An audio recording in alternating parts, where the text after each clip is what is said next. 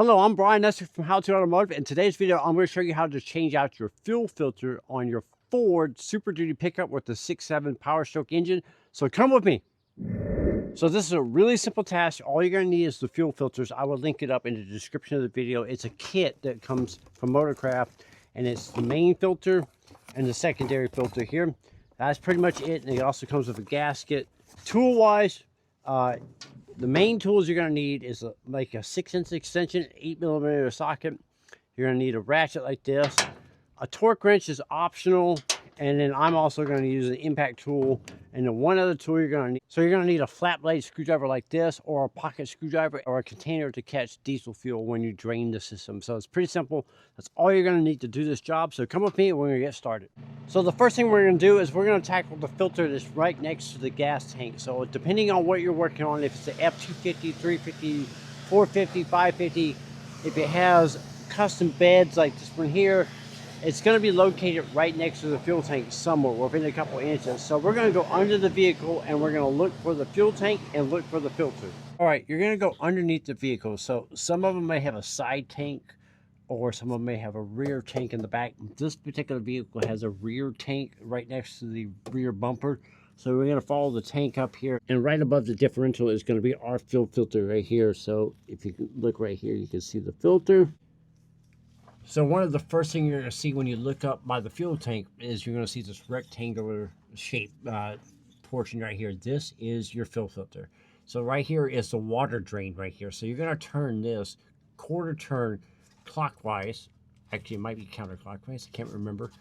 So you're going to look right here for the little slots right here. You're going to turn this.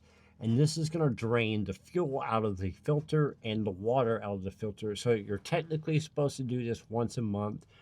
Drain this water out of your filters here. It's a maintenance item. But for right now, what we're going to do is we're going to turn it like that. Turn it. And we're going to have a bucket underneath. And we're going to drain the fuel and the water out of the filter here.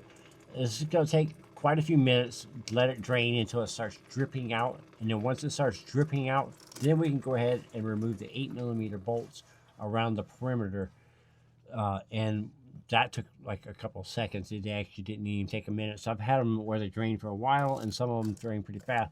So since it's just barely dripping, I'm going to just go ahead and close this off, and then we're going to go around the perimeter, and we're going to remove the 8mm bolts.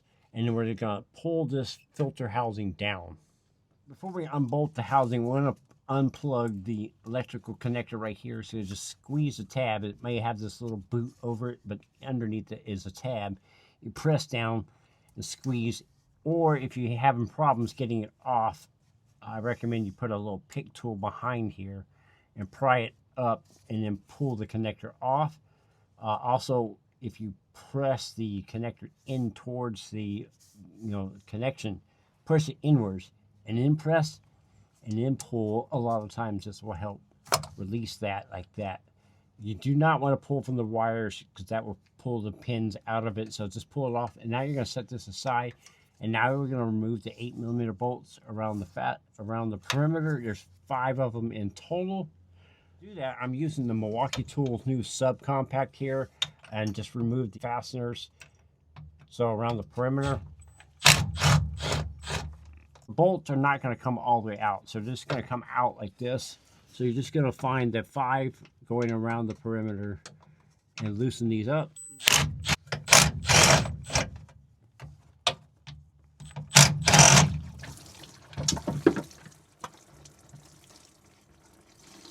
Okay, once you get them loose, there's going to be fuel that's come out like that.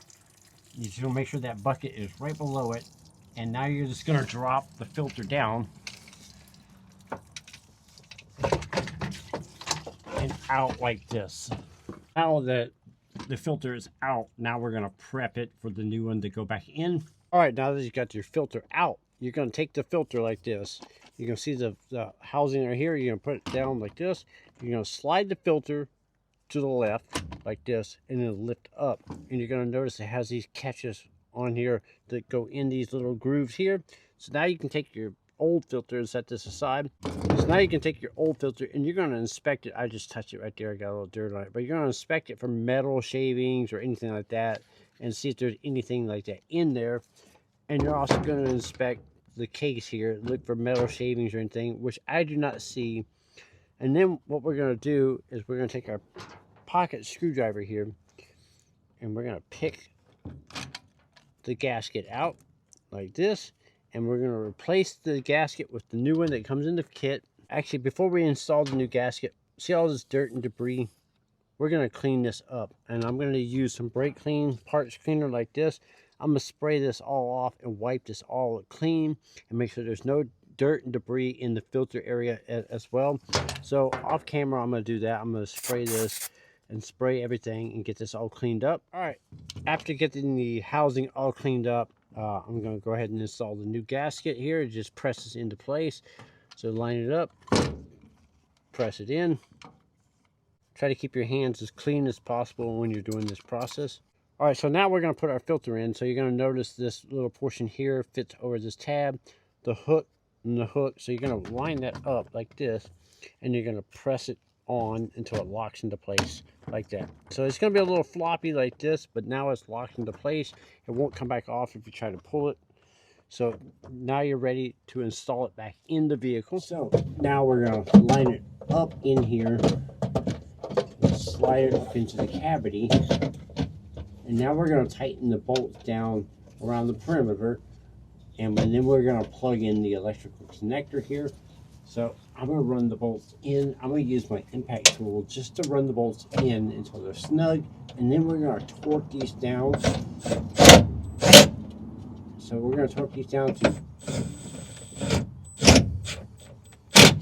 84 Newton meters, or about 7 foot-pounds. So I'm using the Milwaukee tool subcompact here to run this in until they're snug. I'm using the variable trigger here to help just ease that up there, just like that. And we're going to tighten all 5 fasteners down.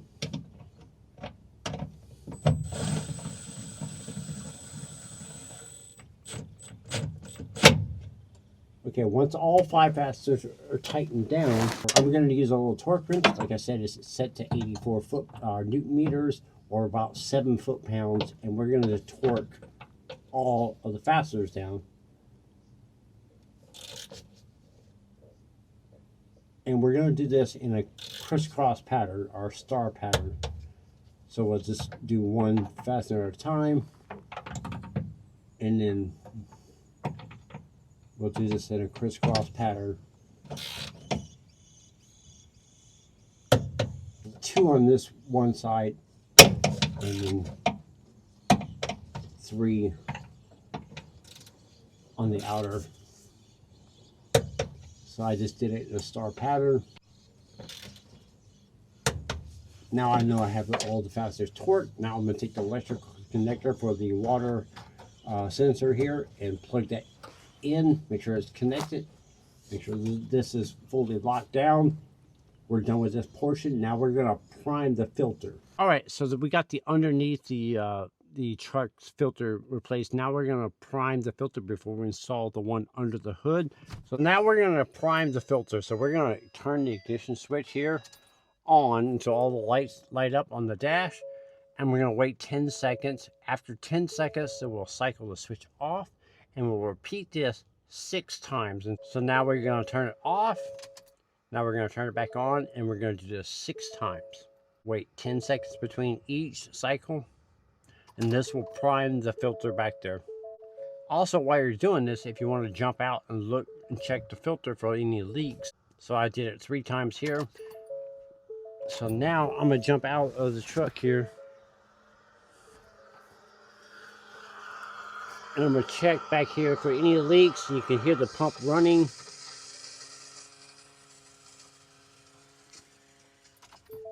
So I've cycled the key 6 times now, and we went back there and we checked for leaks. We have no leaks, and we know that the pump has primed the filter back there. So now we're going to go under the hood, and we're going to change out that. All right, so now we're ready to change out the primary filter here under the engine, in the engine compartment here. So this is pretty simple. So what we're going to do is you're going to unplug the fuel lines here. So these little connectors here, you want to press them like this with your thumbs, and then press the tab here, and then with a flat blade screwdriver, pull it out like that. Now you can take the line and twist and pull off, and kind of tuck it below. Now the one but here, you're going to get your fingers behind it and kind of squeeze them inward and then pry in like this. So you squeeze in and pry them in. And once you get it popped up a little bit, now you can take your flat blade screwdriver and pull these up like this. Now you can take this line and work it off like this and tuck it out of the way. So I got them both tucked out of the way. Now this line here, same thing. You're gonna squeeze with your fingers on the back side here and try to squeeze it up. If you can't, then you can use your flat blade screwdriver just like this, pry in there and pry it up like that. Once you get it pried up, now you can pull the line off and tuck it out of the way. Now the main filter here, you're going to twist it counterclockwise like this and lift up. So you're going to count it up like that. Now you can lift up, and now you can take the filter out just like this. Now you can take your replacement filter, put it in here, and there's a little eyelet right here. You can see right here. It lines up with the eyelet right here on the plastic housing.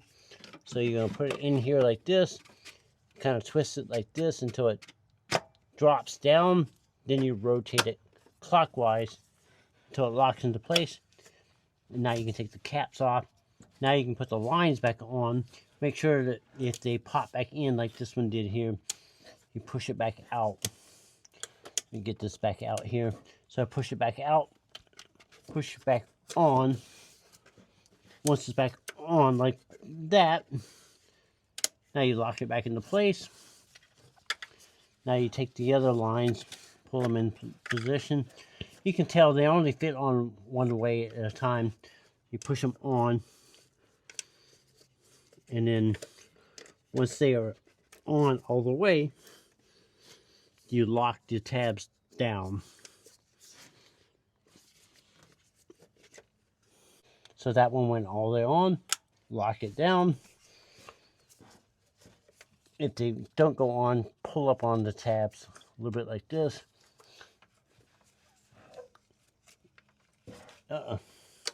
This one's fighting me. Alright, once they're all the way on, then you lock it down. Now you want to give the lines a tug and make sure that they are not going to pop back off. Now we're going to prime this filter. Alright, so you're going to go back into cab and you're going to cycle the key 6 times just like you did the previous filter. So you're going to put the key in the ignition lock, cycle it 6 times. And while it's priming, you can check the filter for any leaks. So obviously this one's not leaking, so we're going to keep priming this. Alright, after you're priming it 6 times, now you can start the vehicle and make sure it runs. As you can see, this one fired off with no problems. Now I recommend you come under the hood, check for any leaks there. Everything's good to go. Clean it up with a little brake clean like this. Clean all the fittings off. Come under the vehicle and make sure the fuel filter is not leaking there. And then you can use brake clean and clean off all that underneath. Alright guys, so that's how you would change out the fuel filters on your Ford 6.7 liter Super Duty pickup. I'm Brian Esser from How To Automotive. I'd like to thank you guys for watching and remind you that all the parts and tools that I use will be linked in the description. Thank you for watching.